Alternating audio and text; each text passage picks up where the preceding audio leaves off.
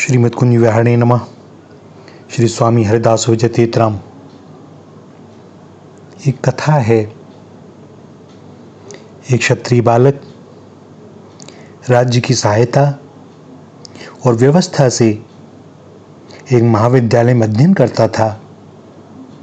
उस बालक के माता पिता उसे सदा यही उपदेश देते कि इस देश के राजा बड़े उच्च कोटि के ज्ञानी योगी महापुरुष हैं। वे बड़े प्रेमी और दयालु हैं। उनकी हम लोगों पर बड़ी भारी दया है। यदि हम लोगों का देहांत भी हो जाए तो तुम चिंता न करना, क्योंकि महाराज की दया तुम पर हम लोगों की अपेक्षा अतिशय अधिक है। और वह बच्चा भी माता पिता के इस उपदेश के अनुसार ऐसा ही मानता था। समय आने पर उसके माता पिता चल बसे, परंतु वह बालक दुखित नहीं हुआ।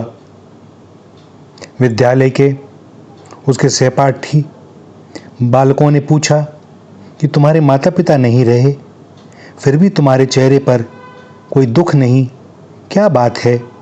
अब तुम्हारा पालन पोषण कौन करेगा? और उस क्षत्रिय बालक ने कहा, मुझे शोक क्यों होगा, क्योंकि मेरे माता पिता से भी बढ़कर मुझ पर दया और प्रेम करने वाले हमारे परम हितैषी महाराज तो हैं। महाराज बड़े उच्च कोटि के ज्ञानी महापुरुष हैं। मैं तो उन्हीं पर निर्भर हूँ। और उस बालक की यह बात सुनकर वहाँ के प्रधानाध्यापक को बड़ा आश्चर्य हुआ कि देखो, इस बालक के हृदय में महाराज के प्रति कितनी श्रद्धा भक्ति है। और एक दिन जब दरबार में बैठक हुई तभी प्रधान अध्यापक भी दरबार में उपस्थित थे। महाराज ने कहा, हमारे देश में कोई अनाथ बालक हो तो बतलावें, जिससे उसका उचित प्रबंध राज्य की ओर से किया जावे। दरबार के कई सदस्यों ने उसी क्षत्रिय बालक का नाम बतलाया। इस पर राजा ने सबकी सम्मति से उस बालक के लिए उसके खाने पीने का प्रबंध कर दिया और उसके कच्चे घर को भी पक्का बनाने का आदेश दे दिया। पढ़ाई का प्रबंध तो पहले से ही राज्य की ओर से था ही। कुछ दिनों बाद जब राजा की आज्ञा से राज कर्मचारी उसके कच्चे घर को पक्का बनाने के लिए तोड़ रहे थे, तब उस क्षत्रिय बालक के एक सहपाठी ने दौड़कर उसे सूचना दी कि तुम्हारे घर को राज कर्मचारी तोड़कर बर्बाद कर रहे हैं। यह सुनकर वह बालक बड़ा प्रसन्न हुआ और कहने लगा, आहा, महाराज की मुझ पर बड़ी दया है। संभव है वे पुराना तुड़वाकर नया घर बनवाएंगे। उसकी यह बात सुनकर प्रधानाध्यापक आश्चर्यचकित हो गए और विचार करने लगे कि देखो, इस बालक को कितना प्रबल विश्वास है, महाराज पर कितनी अटूट श्रद्धा है इसकी। पुनः जब दूसरी बार दरबार की बैठक में वह प्रधानाध्यापक सम्मिलित हुए तो राजा ने प्रस्ताव रखा कि मैं वृद्ध हो गया हूँ, मेरे संतान नहीं है, अतः युवराज पद किसको दूं, इसके योग्य कौन है? इस पर प्रधानाध्यापक ने कहा कि वह क्षत्रिय बालक गुण, आचरण, विद्या और स्वभाव में सबसे बढ़कर है। वह राजभक्त है और आप पर उसकी अपार श्रद्धा है। इस बात का दरबार के दूसरे सदस्यों ने भी प्रसन्नतापूर्वक समर्थन किया और राजा ने सर्वसम्मति से वो क्षत्रिय बालक को ही युवराज पद देने का निर्णय कर दिया। दूसरे दिन राजा के मंत्री और कुछ उच्च पदाधिकारी उस क्षत्रिय बालक के घर गए। उन सबको आता देख उस बालक ने उनका अत्यंत आदर सत्कार किया और कहा, बतलाइए मैं आपकी क्या सेवा कर सकता हूँ? और उन राज्य के उच्चाधिकारियों ने कहा कि महाराज की आप पर बड़ी भारी दया है। बालक ने कहा, यह तो मैं पहले से जानता हूँ कि महाराज की मुझ पर अपार दया है और इसी कारण आप लोगों की भी मुझ पर बड़ी दया है। पदाधिकारियों ने कहा, हम तो आपके सेवक हैं, आपकी दया चाहते हैं। बालक बोला, आप ऐसा कहकर मुझे लज्जित ना करें, मैं तो आपका सेवक हूँ। महाराज की मुझ पर बड़ी दया है और यह मैं अच्छी तरह जानता हूँ। पदाधिकारियों ने कहा, आप जो जानते हैं उससे कहीं बहुत अधिक उनकी दया है।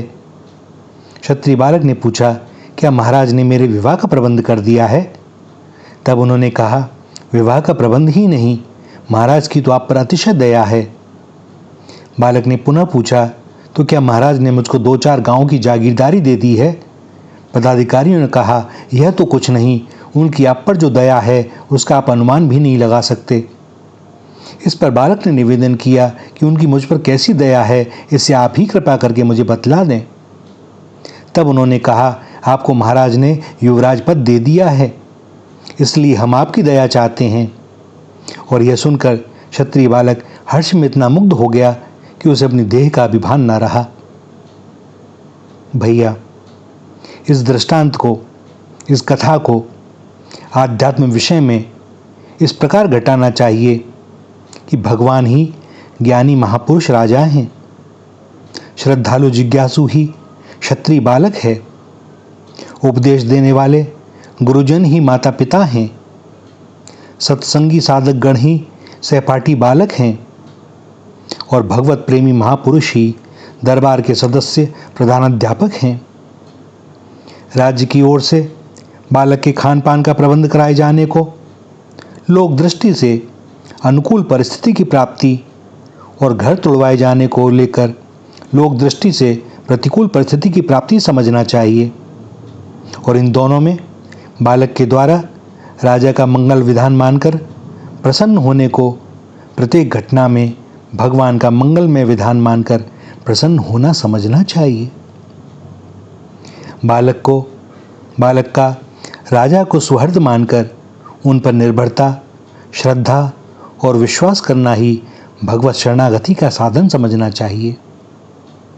इस दृष्टांत से हमें यह भी शिक्षा लेनी चाहिए कि हम लोग अपने ऊपर भगवान की जितनी दया मानते हैं, कृपा मानते हैं, वास्तव में भगवान की कृपा, उनकी दया इससे कहीं बहुत अधिक है। भगवान की हम पर इतनी कृपा है कि उसका हम अनुमान भी नहीं कर सकते। यदि हम उस दया को जान जाएं तो क्षत्रिय बालक की भांति हमें इतना आनंद और प्रसन्नता हो कि उसकी सीमा ही न रहे और फिर हमें अपने आप का भी ज्ञान न रहे। अतः हमें स्वेच्छा, अनिच्छा या परेच्छा से जो कुछ भी प्राप्त हो उसे भगवान का मंगलमय विधान समझकर और अपने द्वारा होने वाली क्रियाओं को भगवान का काम तथा भगवान की परम सेवा समझकर हर समय भगवान को स्मरण रखते हुए आनंद में मग्न रहना चाहिए। इस प्रकार भगवत भक्ति के साधन से साधक के चित्त में प्रसन्नता, रोमांच और अश्रुपात होने लगता है। हृदय प्रफुल्लित हो जाता है, वाणी गदगद हो जाती है, कंठ अवरुद्ध हो जाता है। किंतु व्यक्ति जब साधन करते करते सिद्धावस्था में पहुंच जाता है, भगवान को पा लेता है, तब वह आमोद, प्रमोद, हर्ष आदि से ऊपर उठकर परम शांति और परम आनंद को प्राप्त कर लेता है। जिस प्रकार कढ़ाई में घी डालकर उसमें पूरी कचौड़ी सेकी जाती हैं तो वह जब तक कच्ची रहती हैं तब तक उछलती रहती हैं, उसमें विशेष क्रिया होती रहती है, किंतु जैसे जैसे वह पकने लगती हैं उनका उछलना कम हो जाता है और सर्वथा पक जाने पर शांत और स्थिर हो जाती हैं। इसी प्रकार साधन काल में साधक में जब तक कच्चाई रहती है तब तक वह साधन विषय का आमोद प्रमोद में उछलता रहता है, उसके रोमांच, अश्रुपात और कंठावरोध होता रहता है। किंतु जब साधन पकने लगता है तब हर्ष आदि विकारों का उफान प्रायः कम हो जाता है और सर्वथा पक जाने पर आमोद, प्रमोद, हर्ष आदि विकारों से रहित परम शांत हो जाता है और फिर वह व्यक्ति भगवान में अचल और स्थिर होकर परम शांति और परमानंद स्वरूप भगवान को ही प्राप्त हो जाता है। तो कहते हैं ना, जानिहु सोई जाहि देहु जनाई और जानत तुम्हें होई जाई।